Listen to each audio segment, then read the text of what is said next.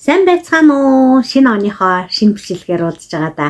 Баяртай байна. За тэгэхээр өнөөдрийн бичлэгээрээ бид нэр өөрийгөө илүү таньж мэдэхтэй өөрийнхөө дотоод руу өнгөх болно. За тэхийн тулд одоо Карл Юнг гэж одоо эрдэмтэн судлаачийн аналитик сэтгэл судлалын онлын үндсэн дээр одоо хийсэн одоо жижигхэн тестээр өөрсдийг одоо шалгах юм байна. Тэгэхээр тест авах учраас мөгдөр одоо цаас үзэг балаа бэлдээрээ хэрвээ танд үзэг бал цаас байхгүй бол утасныхаа тэмдэглэлээр ч юм уу тэм бичиг тэмдэглэл болно. Тэгэхээр энэхүү тестийг болохоор 2020 онд Солонгос цэцэл судлалын магистраар суралцж байхдаа мэдээж авсан. Тэгэхээр бид нэг хоёр асуултанд хариулах юм байгаа. Тэгэхээр ингээд хүснэгт олоход бичиж болно. Үгүй бол цаасаа хоёр хуваагаад те бичиж ялна. За тэгээд энэхүү тестийг бол Солонгосын одоо мэрэгжлийн сэтгэл зүйчд одоо зөвлөгөө өгч байгаа хүнээс авдаг одоо юм тест юм байгаа шүү. За эхний асуулт таны тэгээ чиний хувьд одоо хамгийн дуртай хүндэлж явдаг хүний чинь одоо шинж чанарууд онцгой шинж чанарууд нь юу вэ гэж зан чанарын хувьд тийм үү. За тэгээ багшийн өгсөн цаасан дээр одоо жишээ байна л да.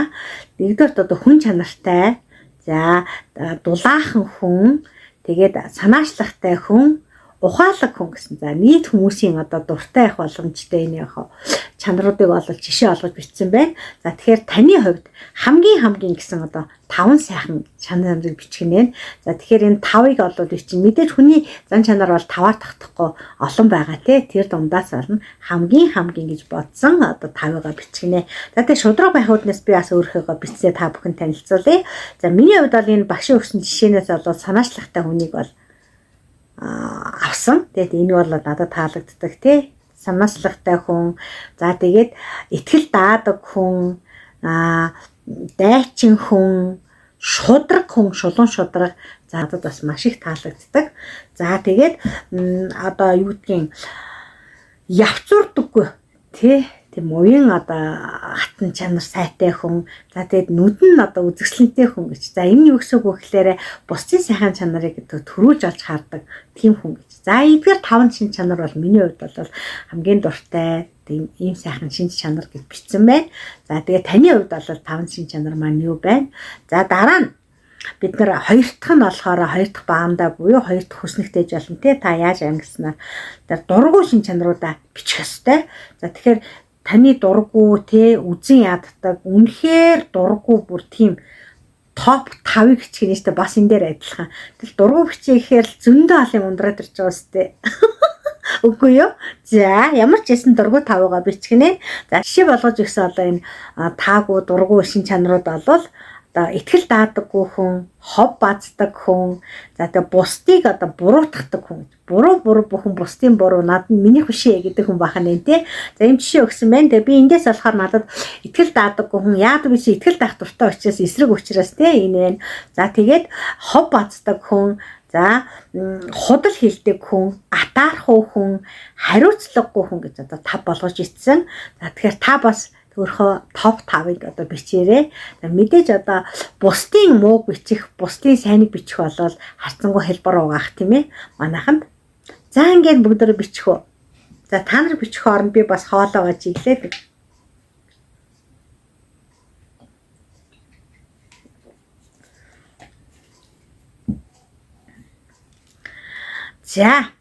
За бичээд дууссан бах тийм ээ. За ингээд бичээд дууссан 5 сайн чанар 5 одоо дургуй шин чанараа бүгдөө нэг дахиад нэг уншаад үзцгээе. За тэгэхээр би бол одоо энэ сэтгэл судлалын сэтгэл зүйн талаар одоо ямар нэгэн сургалт зохион байгуулах болгонда энэ тестийг бас оролцогчдоос авахаар үнэхээр одоо нэг тааварлашгүй те онцгой одоо энэ хариу урал үзүүлдэг одоо тест юм байгаа юм. За тэгэхээр таних бас ямар ах нь хамтдаа шалгаад үзхөө. За ингээд энийг харахаар танд хин нэгэн санаанд орж ийн үү? Хин нэгэн хүн санаанд орж ийн үү? Хэсэг хүн санаанд орж ийн үү? Эргэн тойрны чинь ах トゥ амраг садан аав ээж элгэн садан те танил найз нөхөд эсвэл ажлын хамт олноос чинь санагдаж ийн үү? Хин санагдаж байна? Эсвэл ганцхан хүн санаанд ч бууж ийн үү? За тэгэхээр энийг ингээд уншаад үзэхээр айгаа олон хүмүүс санаанд чинь бууж байгаа ах тийм ээ. За тэгэхээр энэ 5 сайн чанар болоод 5 муу чанарыг адгалсан хүн болвол та. За ингэж хэлэнгүүтэл зарим маань тийм ээ энэ бол би. Тэгээ шударгаан хүлээн зөвшөөрж байгаа хүн байна уу? Юу яриад байгаа юм бэ өстө. Үгүй би биш. Арайчтэй гэж байгаа хүн байна уу? За би бол тэр үгүй би биш. Арайчтэй гэдэг болоод англид багтах хүн. Би бол энийг бол хүлээн шүүрэхгүйсэн. Яагаад гэвэл одоо энэ яахаараа минийх гэж гээд те ялангуяа мэдээ сайн чанартай бол түншээрээ штэ үгүй сайхан битсэн юм чинь тэгээ энэ одоо та нарт харагдчихэл энэ миний одоо тэг байдал гэж ард нь баахан анхаарал асуулт юм энэ амир надад тест амар юм яадгийн чочрол үзүүлсэн гэх юм бүр шоконд оруулсан хариу واخгүй юу. Тэгэл би чинь бүр өстэй бодож байгаа л тэгээд нөгөө сургалтын явцсан багш руугаа гараа өргөндөрсөн чинь за нараа гэсэн. Үгүй багшаа би үнэхээр би биш. Би бол ингээл хариуцлага хүнд аягүй дургу өстэй байн хариуцлагатай ажлын хариуцлага алдахгүй гэж хичээж ингэж амьдарч ирсэн. Миний амьдралын зорилго бол хариуцлагатай байх, хүнд хэлсэндээ хүрэх, худлаа хийхгүй байх.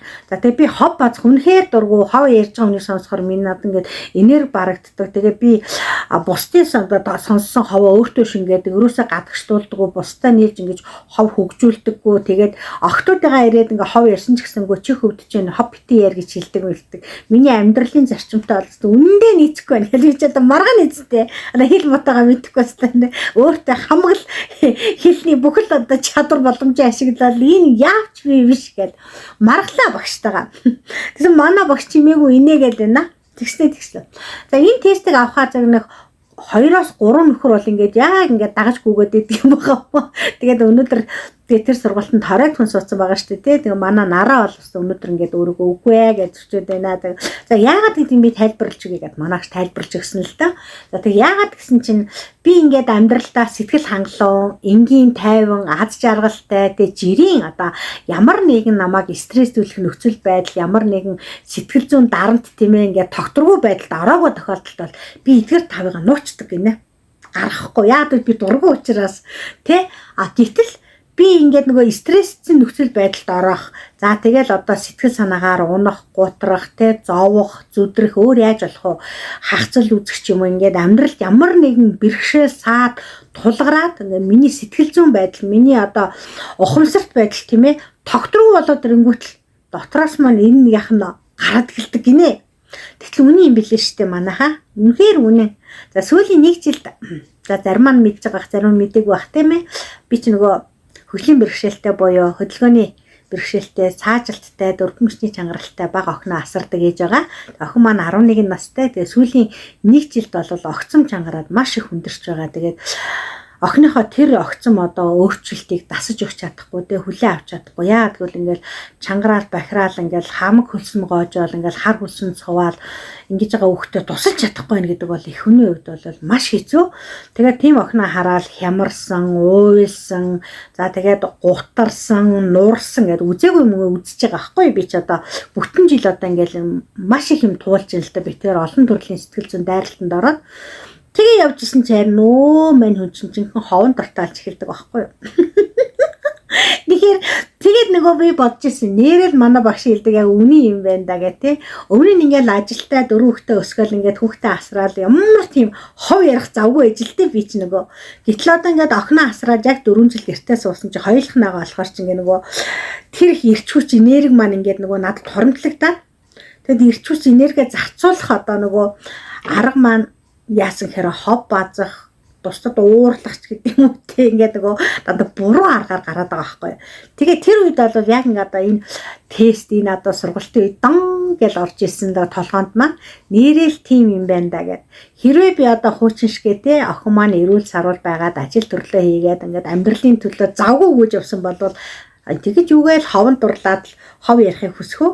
Гэтэл одоо ингээл яг охинтойгоо хоёулаа сэтгэл зүйн хувьд юм тогтургүй охин гайгүй байхаар их сайхан баясгалантай охин өвдчгөр ингээд дагаад л хямраад л байгаа. Энэ нөхцөл байдалд бол үнэхээр ховон дурталчт юм билээ.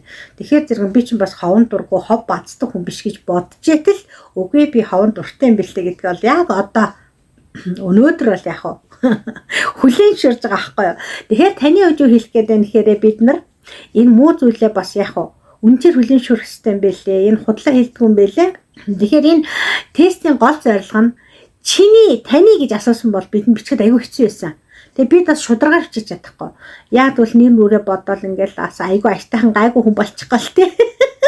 бас муугаа нуугаад ичхийж бодож шүү дээ. А гэтэл эн чинь яасан бусдыг бичүүлж байгаа учраас хайр гамгүй утж байгаа шүү дээ. Шүү дээ энд дургу би гэж.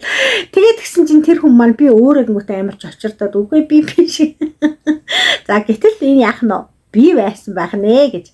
За тэгэхээр энийг одоо яг энэ аналитик одоо сэтгэл судлалын үүднээсээ юу гэж одоо тайлбарладаг вэ гэхээр одоо бидний дуртай гэд бичээд байгаа тэр зүйл маань те анимус гэж одоо хүүсний байдлаар те би эмэгтэй өнгөсөн чи эрэгтэй хүний шинж чанар эрэгтэй хүн байлаас эмэгтэй хүний шинж чанар хүн өөртөө агуулж яадаг тэр зүйлийгээ гаргаж илэрхийлсэн нь инэ гэж үзээд харин дургүй гэж бичээд байгаа зүйл маань миний биеийн сүүдэр буюу хар тал юм байгаа юм. За тэгэхээр хороо ертөнцид гэрэл байвал сүүдэр байдаг, сайн байвал муу байдаг. Тэгэхээр бид нар ч гэсэн яах нь өөрийгөө сайн хүн, сайхан хүн болохыг хичээдэг ч гэсэн бидний дотор сайн муу хамтдаа орж идэг байх нь шүү дээ, тэ.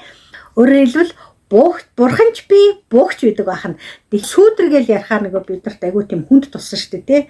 Одоо сүүдэртэй тал гэдэг чинь гоё зүйл биш гэж. Гэтэл сүүдэр нь бас одоо сайн чанар бий. Ямар сайн чанар уу гэхээр хэрвээ энэ сүүдэртэй тал байхгүй бол бид нар энгийн сайхан аз жаргалтай амьдрах боломжгүй. Тэр зэрэг бид нар яах нь өөрийнхөө сүүдэртэй талыг хүлээн зөвшөөрөх нь хамгийн чухал ах нь шүү дээ, тийм ээ. Тэгснээрээ өөрийгөө илүү яах вэ? Таньж мэдэж ойлгох нь байна. Яагаад би ийм асуудалд ингэж байдг юм бэ гэж. Тэгэхээр энэ сүүдэр маань бидний амьдралд нөгөө зөрчил гаргадаг гол үзэлт ах нь шүү дээ. Бас сүүдэр маань бидэнд яадаг гэхээр жирийн үедээ хийж чадахгүй тэр зүйлийг хийх хүч, энерги, нөхцөл одоо нөөц олж өгдөг байх нь. Тэгэхээр энэ бол бас тийм ч муу зүйл биш байх нь шүү дээ, тийм ээ. Сайн хүлээн зөвшөөрөөд хөгжүүлж чадах юм бол энэ бол бидний сайхан ажиглалтай амьдралын бас үндэс суурийг нэг байх гэдэг юм, тийм ээ. За тэгээ нөгөө талаасаа бас юу гэж үтсэн гэхээр энэ бол далд сэтгэл хөдлөл бас бидний авьяас бэлгийн тий онгод ундраг гэж үздэг. Тэгэхээр зэрэг нь одоо энэ сүүдрэгүүгээр бид нар бол дан гэрэлт байна гэж байхгүй шүү дээ, тийм ээ. Тэгэхээр ингээд амьдрал гэдэг бол сайнтай муутай байдагтай адилхан хүн ч бас яах нь дотроо сайн мууг агуулж яадаг байх нэ. За тэгэхээр энэ тестээр ингээд эргэн тойрныхоо хүмүүсийг найз нөхдөд өөр хүүхдээс санжаа зүдээрээ тэгэх юм бол илүү тэднийг ойлгож авахд бас яах вэ?